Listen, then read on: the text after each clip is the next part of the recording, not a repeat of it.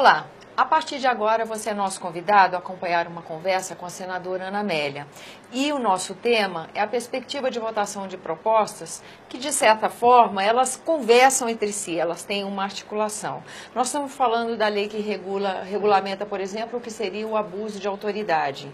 Vamos falar também das 10 pontos que vão servir de parâmetro para o combate à corrupção. E também a questão do fórum privilegiado. São questões que estão, assim, de uma certa forma, amarradas e que são motivo de reflexão no Congresso Nacional, né, senadora?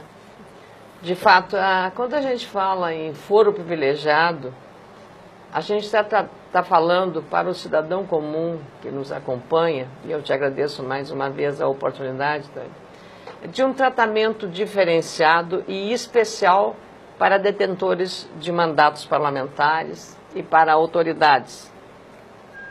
Por isso que houve toda aquela polêmica quando, naquela gravação, foi dado conhecimento de que a ex-presidente Dilma iria nomear o ex-presidente Lula para um ministério da Casa Civil. Ministério da Casa Civil. Qual era o objetivo final disso? Era exatamente dar a ele o foro privilegiado.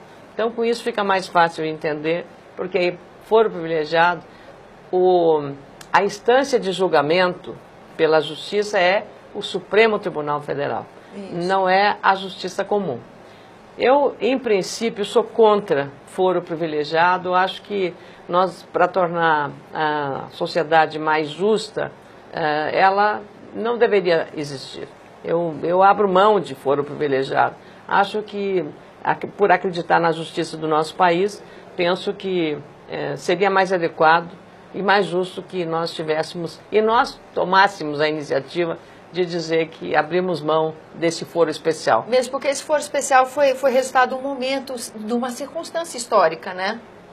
É verdade. A hora que a Constituição estava sendo atual feita, tinha todo ainda um reflexo do que tinha sido o regime de exceção. Mas nós já estamos evoluindo. Superado isso. Existem, sim, argumentos, dada a inviolabilidade do mandato, a condição que você tem que preservar dos votos recebidos, do respeito que isso representa. Mas eu penso que se você age corretamente dentro da lei, não há necessidade de você temer um julgamento por uma instância, pela primeira instância ou pela instância máxima da justiça. Então, eu vejo isso com muita naturalidade, exatamente por tratar de trabalhar de maneira correta e adequada, como é a obrigação de todos nós. Uhum. Então, além do mais, nós estamos ao mesmo tempo discutindo foro privilegiado e uma outra matéria tão sensível quanto essa, mas talvez com mais intensidade, que é a questão do abuso de autoridade. Que aí vem uma outra lei que agora, para mim, me parece inoportuna. E o que é? É que nesse debate que houve agora recentemente, nos últimos dias, cabia ou não o juiz da primeira instância determinar a Polícia Federal vir aqui no Senado Federal? É um debate sobre competências. E aí, se tem ou não a questão, se a autoridade foi além do que poderia ter feito, é o tal abuso de autoridade. Mas eu tenho que lembrar também que cada instituição, o Poder Judiciário, o Ministério Público, a própria Polícia Federal, nós aqui no Senado, temos uma instância de julgamento interno da instituição que é necessário, que são, no caso do Judiciário, as corregedorias, que o próprio nome já diz. Então, se uma pessoa que integra um dos membros do Judiciário não agir adequadamente, tem a corregedoria e tem ainda mais o Conselho Nacional de Justiça, que funciona como instância máxima da corregedoria de cada instância do Poder Judiciário. A mesma coisa com o Ministério Público. Nós aqui no Senado temos um Conselho de Ética. E é esse Conselho de Ética que, como órgão corregedor, encaminha aqui os pedidos de cassação de mandatos. O processo passa lá. O que é o Conselho de Ética, senão uma espécie de corregedoria de quem age mal e que é cassado. Eu estou aqui desde 2011 e nesse período, lamentavelmente, tive que votar pela cassação de 2 mandatos de 2 senadores, de partidos diferentes, de estados diferentes, mas com igual gravidade o julgamento foi dado. Por quê? Porque nós precisamos, não só o senador, uma senadora, o procurador da República, o promotor de justiça, o juiz de primeira ou a última instância, precisamos todos nós ter responsabilidade e zelar e afastar o joio do trigo, porque se você deixa uma pessoa dentro da instituição, ela está contaminando aquela instituição.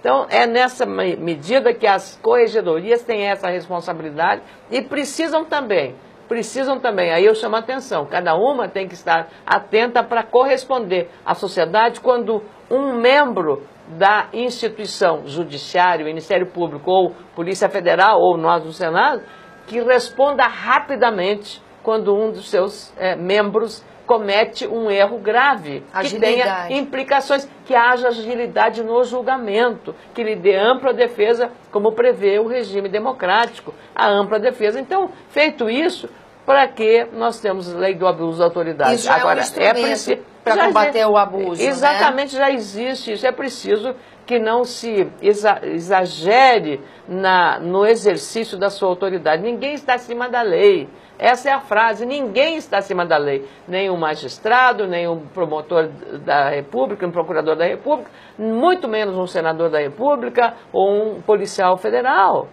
Não está, ninguém é acima da lei. Se nós estamos, imagina, julgando o ex-presidente da República, que está sendo, foi denunciado, está sendo processado, ex-presidente da República. Por quê? Porque ninguém está acima da lei. O ex-presidente da Câmara dos Deputados, Eduardo Cunha, está preso. Ninguém está acima da lei. Essa percepção, quando a sociedade tiver convencimento de que de fato é assim agora no Brasil, que não é só pobre, ladrão de galinha que está na cadeia, mas os poderosos também estão na cadeia, esse é o momento que a sociedade diz, agora o Brasil mudou. Isso é o que nós queremos. E, por fim, Tânia, estamos também caminhando e daríamos uma grande satisfação à sociedade brasileira se nós aqui cuidássemos de dar prioridade às 10 medidas de combate à corrupção. Essas são medidas saneadoras. Não precisa necessariamente como elas vieram, como ação popular, com milhares e milhares de assinaturas, mas fazer um aperfeiçoamento, ajustando essas medidas à legislação em vigor, porque algumas das medidas propostas já estão, digamos, abrigadas na legislação penal brasileira, então vamos apenas aperfeiçoar e votar essa matéria para acabar ou reduzir. Acabar a gente não consegue, lamentavelmente, mas reduzir bastante a corrupção e também a impunidade. Agora, a gente ouve no plenário, por exemplo, uma ressalva de que votar a lei de abuso à autoridade agora, com a Lava Jato em andamento, o momento não combina. Claro, com a matéria. Isso vai dar... Tânia, sabe o que é isso aí? Eu, se fosse uma cidadã olhando, dizia, eles estão trabalhando para atrapalhar a Lava Jato. Eu pensaria assim. Porque, é verdade, a versão é mais importante que os fatos. Uhum. E você enxerga o que você está notando nas aparências, né? As aparências enganam, não. As aparências, elas são sinalizadoras de alguma coisa, entende? Você pode não interpretar corretamente, mas elas estão te mostrando alguma coisa. Então, essas aparências vão sinalizar para a sociedade que nós não estamos aqui nos preocupando com a Lava Jato, que é muito importante. Temos que preservar a Lava Jato de todos os modos, de todos os meios, de todas as formas. Não há como fugir disso. Essa Lava Jato ganhou mídia nacional, no país que ganhou mídia nacional por ser o mais corrupto do mundo. E a Lava Jato, na figura do juiz Sérgio Moro, ganhou um contorno internacional. Eu passei no aeroporto de São Paulo, e olhei uma vitrine e me chamou a atenção.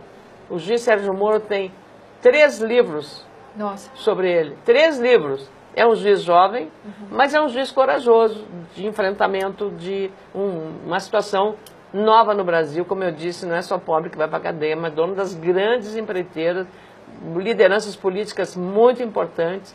E esse é o cenário que nós estamos vivendo hoje. Mudança de paradigma. Da mesma forma, falando de novo do momento e das aparências, o momento é muito favorável para os 10 pontos de combate à corrupção, né? E a sociedade está pressionando, as redes sociais você acompanha, as redes sociais que levaram milhares de brasileiros às ruas em 2013, 2014, a mesma sociedade que se mobilizou agora nas eleições de 2000, agora nessas eleições municipais.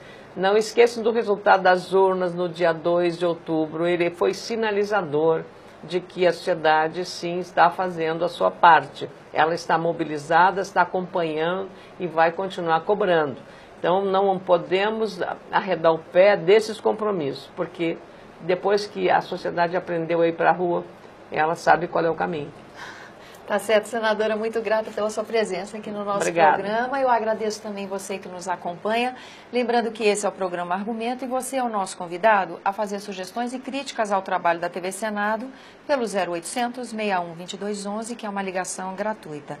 E quando você quiser rever esse ou outro dos nossos programas, aí use o endereço eletrônico senado.leg.br/TV. Até a próxima.